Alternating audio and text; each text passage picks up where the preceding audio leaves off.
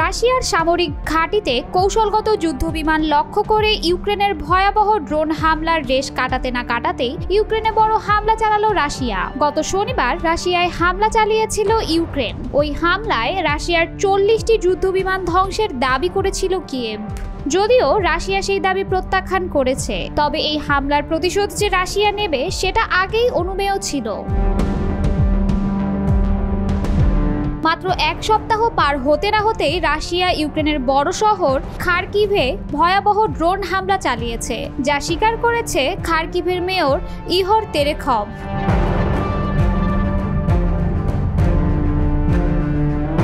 ইউক্রেনের দ্বিতীয় বৃহত্তম শহর খার্কিভ। শুক্রবার ঈদের আগের দিন এই শহরে রাশিয়ার সবচেয়ে বড় ড্রোন হামলায় অন্তত 3 জন নিহত এবং আরও 21 জন আহত হয়েছেন। শহরটির মেয়র ইহর তেরেখভ এ তথ্য জানান। আহত মানুষদের মধ্যে 1.5 মাসের একটি শিশু ও 14 বছরের একটি কিশোরীও রয়েছে। মেয়র ইহর তেরেখভ জানান, খার্কিভ শহরের দিকে গতকাল শুক্রবার রাতে 48টি ড্রোন, 2টি ক্ষেপণাস্ত্র এবং 4টি গ্লাইডিং বোমা ছুড়েছে রাশিয়া। প্রাথমিক প্রতিবেদনে জানা গেছে যে এ হামলায় 18টি আবাসিক ভবন এবং আরও 13টি বাড়ি ক্ষতিগ্রস্ত হয়েছে। এই ঈদে জামা জুতো অ্যাক্সেসরিজের ডিসকাউন্ট।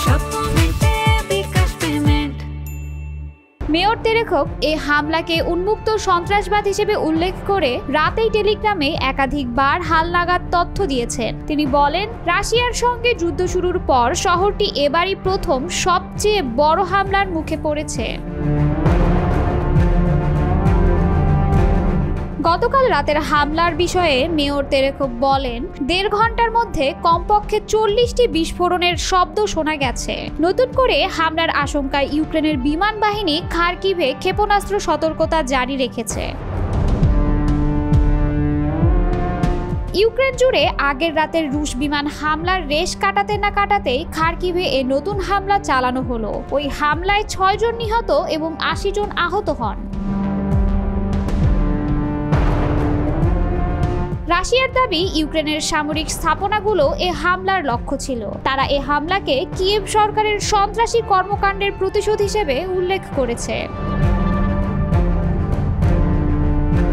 এর আগে রাশিয়ার অভ্যন্তরে 4টি সামরিক ঘাঁটিতে কৌশলগত যুদ্ধবিমান লক্ষ্য করে একাধিকবার ড্রোন হামলা চালায় ইউক্রেন।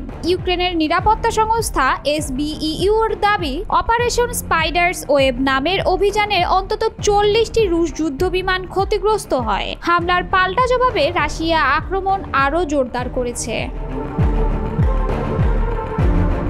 ইউক্রেনের ওই হামলার পর যুক্তরাষ্ট্রের প্রেসিডেন্ট ডোনাল্ড ট্রাম্প বলেছিলেন, রুশ প্রেসিডেন্ট ভ্লাদিমির পুতিন এ হামলার প্রতিশোধ নেওয়ার অঙ্গীকার করেছেন।